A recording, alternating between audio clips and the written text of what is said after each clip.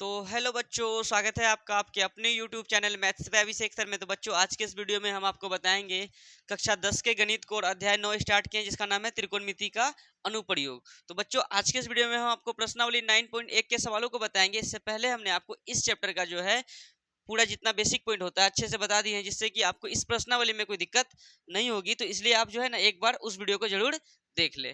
तो चलिए स्टार्ट करते हैं इनको समझना। क्या हो गया, धुंधला हो गया? सही है अभी। चलो देखो, तो प्रश्न एक क्या है कि बहुत ही ज्यादा लिखा हुआ है यहाँ पे। उतना लिखेंगे तो बोर्ड में आधा आधी भर जाएगा, हम सॉल्व कहाँ करेंगे। ठीक है, तो सबको ही जो है पेज नंबर 225 प्रश्नावली 9.1 निकाल के रखे अपने आगे में।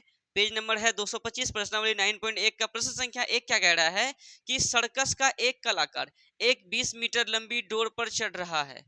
मतलब सर्कस का जो है ना एगो कलाकार है। यहाँ पे बगल में चित्र भी बनाया गया आकृति 9.11 में। क्या बोला है कि सर्कस का एक कलाकार एक 20 मीटर लंबी डोरी पर चढ़ रहा है। सर्कस का एगो कलाकार है जो कि एगो डोरी मतलब रस्सी पर चढ़ रहा है, 20 मीटर लंबी रस्सी पर। ठीक है, और ये जो 9.1 का जो हम सवाल सब बता रहे हैं, ये सब सवाल जो है डायरेक्ट कितने नंबर में पूछता है? 5 नंबर में हर बार पूछता है। ठीक है, बिहार बोर्ड में जो है ना सभी साल में जो है 9.1 में 16 हिसाब है। इस 16 में से कोई एक ठो हिसाब डेली हर बार फाइनल एग्जाम में पूछा जाता है। 5 नंबरिया, तो एक 5 नंबरिया आपका यहाँ से रहेगा। और जितना भी छोटा सवाल है, मतलब जो कि इतनी सुन में बन रहा है, तो मान के चलिए वो कितने नंबर में पूछेगा? 2 नंबर में। और जो थोड़ा सा जगह लेगा, यहाँ से यहाँ तक ले लिया अगर जगह, तो समझ जाइए वो कितने नंबर में पूछेगा? 5 नंबर में। तो सर्कस का एक कलाकार है जो कि 20 मीटर लंबी डोरी पर चढ़ रहा है। तो चलो इसका चित्र बगल में बनाया गया, वो भी हम लोग बना लेते हैं। ठीक है, ऐसे है, नाम दिया हुआ है क्या? हाँ, ए बी सी। देखो, सर्कस का एक कलाकार जो है ना एक 20 मीटर लंबी डोरी पर चढ़ रहा है। डोर पर चढ़ रहा है मतलब ये जो है ना ये डोरी है। ठीक है, 20 मीटर लंबी डोरी है ये। इस पे क्या कौन चढ़ रहा है रे? एक सर्कस का कलाकार इस पे क्या हो रहा है? चढ़ रहा है। ठीक है, चढ़ रहा है जो अच्छी तरह से तनी हुई है। ये नहीं, ये जो है ना एकदम बढ़िया से तना हुआ है, सॉलिड बांधा हुआ है बढ़िया से। ठीक है, और भूमि पर सीधे लगे खंभे के शिखर से बंधा हुआ है। ये क्या है पता है? ये तुम्हारा ये जो है ये सी जो क्या है? डोर है, डोर। और ये क्या है? खंभा है। इस खंभे के शिखर से, ठीक है, और भूमि पर सीधे लगे खंभे के शिखर से बंधा हुआ है। ठीक है, ये अच्छी तरह से तनी हुई है और भूमि पर सीधे लगे खंभे के शिखर से बंधा हुआ है। यानी ये जो डोरी है ना भूमि पर, ये भूमि ये जमीन है, इस पर खड़ा है कौन? खंभा। इसके शिखर से जो है ना ये रस्सी पूरा तरह से क्या हुआ है रे? बांधा हुआ है। ठीक है, यदि भूमि स्तर के साथ यदि भूमि स्तर के साथ डोर द्वारा बनाया गया कोण कितना डिग्री है? 30 डिग्री है। ये देखो, भूमि स्तर के साथ डोर का बनाया हुआ कोण कितना डिग्री है? 30 डिग्री है। तो खंभे की ऊंचाई ज्ञात कीजिए। यानी ये जो खंभा है कितना ऊंचा है ये बताइए। मतलब डोरी 20 मीटर का है और ये डोरी जमीन के साथ में कितना डिग्री का कोण बना रहा है? 30 डिग्री का। ये खंभा कितना ऊंचा है ये बताइए। खंभे की ऊंचाई बताइए हमें। खंभे की क्या चाहिए रे? ऊंचाई चाहिए। समझ में आ रहा है? तो थीटा, थीटा क्या? कोण। थीटा के सामने वाले को क्या कहते हैं? पी कहते हैं, बोलो। यानी लंब। और समकोण के सामने वाले को क्या कहते हैं? एच। और ये क्या कहलाएगा? बी, आधार। समझ में आ रहा है? तो हमें निकालना क्या है? खंभा की ऊंचाई। बोले तो क्या? पी, यानी लंब निकालना है। समझ में आ रहा है ना? तो थीटा के सामने वाले को लंब कहेंगे। और किसका मान दिया हुआ है? कर्ण का मान दिया है या आधार का मान दिया हुआ है? कर्ण का। जिसका मान दिया रहेगा, देखो, जो निकालने बोलेगा उसको लेंगे और जिसका मान दिया रहेगा उसको लेंगे। उसके बाद हिसाब मेरा सॉल्व हो जाएगा। समझ में आ रहा है? पूरा छोटू सा हिसाब है। तो क्या लिख देंगे? एक नंबर दे के लिख देंगे सॉल्व। और लिख देंगे क्या कि त्रिभुज कौन सा है? एबीसी में। तो लिख देंगे त्रिभुज एबीसी में। इस त्रिभुज में धुंधला है, सही हुआ? ठीक है, देखो त्रिभुज एबीसी में क्या करेंगे कि थीटा के सामने वाले को क्या कहते हैं? बोलो रे। लंब कहते हैं। बट्टे धुंधला हो गया। ठीक है, थीटा के सामने वाले को लंब कहते हैं। बाकी बात आधार का तो मान दिया हुआ है। किसका मान दिया है? कर्ण का। तो लंब बट्टे कर्ण लिख दिए। अब बराबर लिख देंगे लंब बट्टे कर्ण किसका सूत्र होता है, कल बताए थे ना हम, किसका होता है, साइन थीटा का। साइन थीटा का ना होता है लंब बट्टे कर्ण। थीटा की जगह में क्या है रे, तो हम लोग भी क्या लिख देंगे 30 डिग्री। थीटा की जगह में 60 डिग्री रहता तो हम लोग क्या लिखते 60 डिग्री। लंब का मान दिया है क्या, अरे लंब यानी पी का मान दिया है, नहीं दिया तो पी क्या है, खंबा क्या है, ए बी, तो लंब के जगह में ए बी लिख देंगे। कर्ण, कर्ण का मान दिया है क्या, कितना 20 है, बराबर कितना साइन 30 का मान पता है कितना होता है 1/2। कल ही बताया था ना इंट्रोडक्शन में कि मान को आपको याद करना है, निकालने के लिए भी बताए थे।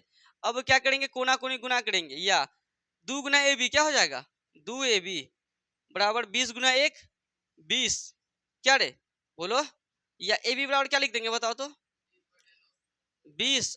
यहाँ 2 गुना में इधर किस में आ जाएगा भाग में, कितना बार कट जाएगा 10 बार में, इसीलिए ए बी बराबर कितना हो जाएगा 10। सब मीटर में है तो ये भी कितना में होगा मीटर। तो ये खंभे की जो ऊंचाई है कितनी आ गई, ये छोटू सा हिसाब है, ये 5 नंबर में पूछेगा, ये पूछेगा 2 नंबर में। तो लिख दो अतः खंभे की क्या रे, खंभे की ऊंचाई कितना आ गया 10 मीटर। यही हम लोगों का फाइनल आंसर हो गया। चलिए फटाक से 1 नंबर को उतारिए, अब सेकंड नंबर को करते हैं। रोको वहां पे, ऊपर ऊपर में रोकना है। तो बच्चों चलिए समझते हैं प्रश्न 2 को। प्रश्न 2 क्या कह रहा है कि आंधी आने से एक पेड़ टूट जाता है। आंधी आया एक पेड़ टूट गया, ठीक है। तो मान के चलो ये एक पेड़ है, नारियल का पेड़ है, ठीक है। ये क्या हो गया, आंधी आया तो ये क्या हो गया टूट गया। इसका नाम दे देते हैं, जैसे ये ए और बी है। आंधी आया यहां से मान के चलो क्या हो गया रे टूट गया, ठीक है। चलो इतना लंबा पेड़ है, यहां से टूट गया, आंधी आया क्या हो गया यहां से टूट गया, तो टूटेगा झुकेगा ना रे। तो यहाँ देखो आंधी आने से एक पेड़ टूट जाता है, ठीक है, टूट जाएगा ये, और टूटा हुआ भाग इस तरह मुड़ जाता है कि पेड़ के शिखर का शिखर जमीन को छूने लगता है। देखो मान के चलो क्या है, इसको कहते हैं, ये नीचे वाला कहते हैं पाद बिंदु, क्या कहते हैं पाद बिंदु, और ऊपर वाले को क्या कहते हैं शिखर, क्या कहते हैं शिखर।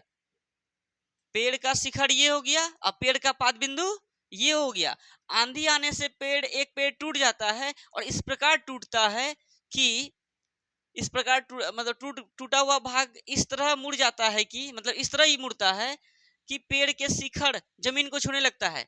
मतलब ये जो है ना, ये पेड़ का शिखर है, ये इस तरह से टूटता है कि ये जमीन को क्या करने लगता है रे, मान के चलो यहाँ टूट के ऐसे गिरा, ठीक है, ये जमीन को क्या करने लगता है, मान के चलो ये देखो पेड़ था, यहाँ से यहाँ तक ये टूट गया, समझा रे, टूट के ऐसे मुड़ गया, मुड़ा तो इसका जो शिखर था किसको छूने लगता है जमीन को। कोई दिक्कत है, नहीं समझा क्या रे। देखो पेड़ था, मतलब लंबा पेड़ था, और मान के चलिए वो टूट के यहाँ आ गया, इसका शिखर ये है, इसका पाद बिंदु ये है। बात समझ में आ रहा है ना, ठीक है। तो चलो आंधी आने से एक पेड़ टूट जाता है और टूटा हुआ भाग इस तरह मुड़ जाता है, टूटा हुआ भाग इस तरह मुड़ जाता है कि पेड़ का शिखर जमीन को छूने लगता है। अच्छा पेड़ का शिखर जमीन को छू रहा है, चलो ठीक है, छूने लगता है, और इसके साथ 30 डिग्री का कोण बनाता है। किसके साथ, जमीन के साथ कितने डिग्री का कोण बनाता है 30 डिग्री का। तो देखो ऐसे कोण कैसे बनाएगा, हवा में कोण बना देगा, तो इसके लिए खींचना पड़ेगा ना रे ऐसे। चलो ये पेड़ का पाद बिंदु से आके मिला, कोई दिक्कत है, और यहाँ पे कितने डिग्री का कोण बनाया 30 डिग्री का। देखो पेड़ था, ये भी पेड़ का ही भाग है, बोलो लंबा सा था, टूट गया तो ये आके जमीन को छुआ, और जमीन के साथ में 30 डिग्री का कोण बना दिया। ठीक चल रहा है वीडियो सही, 30 डिग्री का कोण बना दिया, ठीक है, 30 डिग्री का कोण बनाता है। तो पेड़ के पाद बिंदु की दूरी, पेड़ के पाद बिंदु की, पेड़ यही था, पेड़ का पाद बिंदु क्या है यही ना रे, पेड़ के पाद बिंदु की दूरी जहां पेड़ का शिखर जमीन को छूता है, मतलब देखो ये पेड़ की पाद बिंदु की दूरी, मतलब पाद बिंदु पेड़ का पाद बिंदु है, और पेड़ का जो शिखर जमीन को छू रहा है वो यहाँ है, इनकी दूरी कितनी दी हुई है 8 मीटर है। कितना दिया हुआ है रे 8 मीटर है।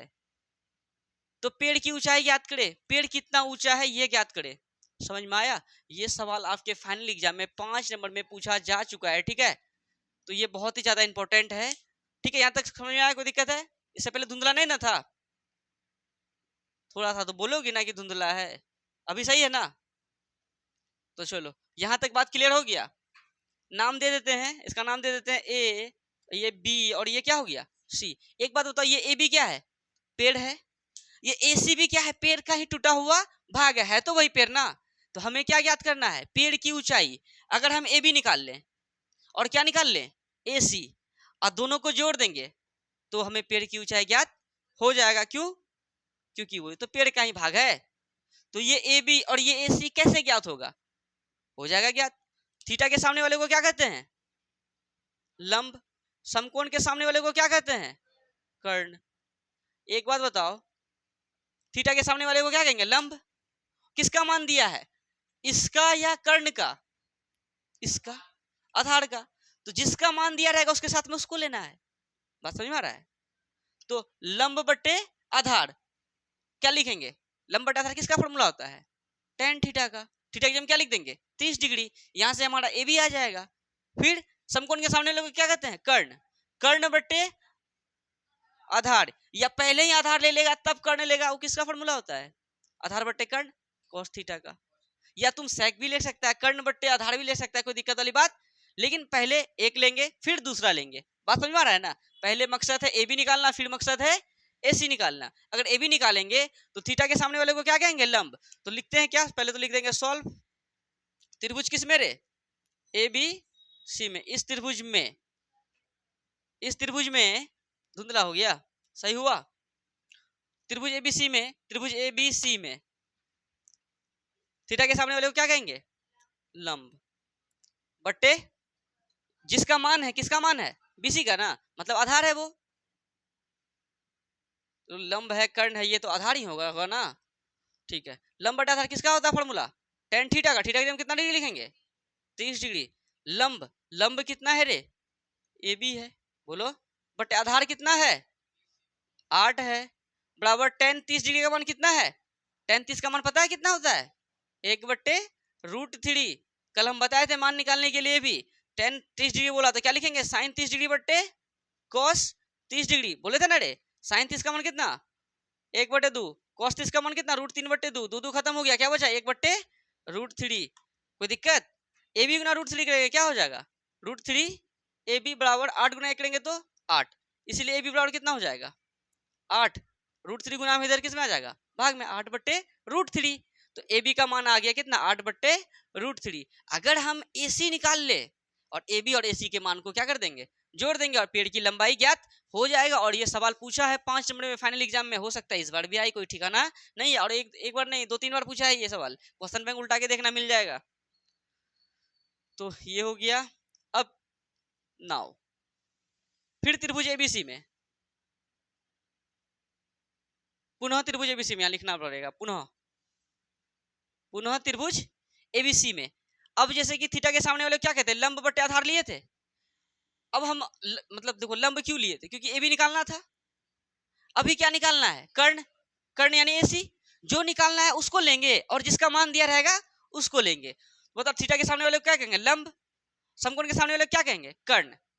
कर्ण बट्टे आधार, बोलो। कर्ण बट्टे आधार। अब कोई बच्चा बोलेगा नहीं सर हम आधार बट्टे कर्ण लेंगे, पहले आधार लिखेंगे तब कर्ण लिखेंगे। वो भी सही है, कोई दिक्कत नहीं है। अगर आधार बट्टे कर्ण लेंगे, अगर कर्ण बट्टे आधार लेते, कर्ण बट्टे आधार लेंगे तो क्या आएगा? सेक। सेक का फॉर्मूला होता है ये। सेक कितना डिग्री? 30 डिग्री। अगर कोई बच्चा आधार बट्टे कर्ण लेता तो क्या लिखता? cos 30 degree. कोई दिक्कत नहीं, आपका हिसाब बिल्कुल राइट होगा। ठीक है, अब जैसे पहुंचिए कर्ण। कर्ण का मान कितना है? कर्ण पता है नहीं तो क्या है? कर्ण ए सी बटे आधार तो पता है कितना? 8 बराबर sec 30 का मान। अब बच्चा सोचता है sec 30 का मान कितना होगा? तो सुनो sec 30, तो क्या लिखेंगे? sec 30 को 1/cos 30 डिग्री। 1/cos 30 का मान कितना बताए थे कल? √3/2। अब 3 चीज है तो क्या करेंगे? 2/√3, 2/√3 नीचे। ये सारा बात हम आपको बेसिक क्लास में बता चुके हैं। अगर आप बेसिक क्लास को किए तो आपको कोई दिक्कत नहीं होता होगा। अगर नहीं भी किए हैं तो अभी भी तो मौका है, कर लीजिएगा। मतलब वीडियो का जो उस वीडियो का लिंक हम जो है ना इस डिस्क्रिप्शन बॉक्स में, इसका इस वीडियो के डिस्क्रिप्शन बॉक्स में पिछले वाले इंट्रोडक्शन क्लास का लिंक को डाल देंगे, वहां से आप देख सकते हैं। ठीक है, और वैसे प्लेलिस्ट तो बना ही दिए हैं। तो अब कोना कोनी गुना कीजिए। √3 गुना एसी क्या हो जाएगा? √3 एसी बराबर 8 दूनी 16। और तो एसी बराबर क्या लिखेंगे? 16। √3 गुना में है तो भाग में।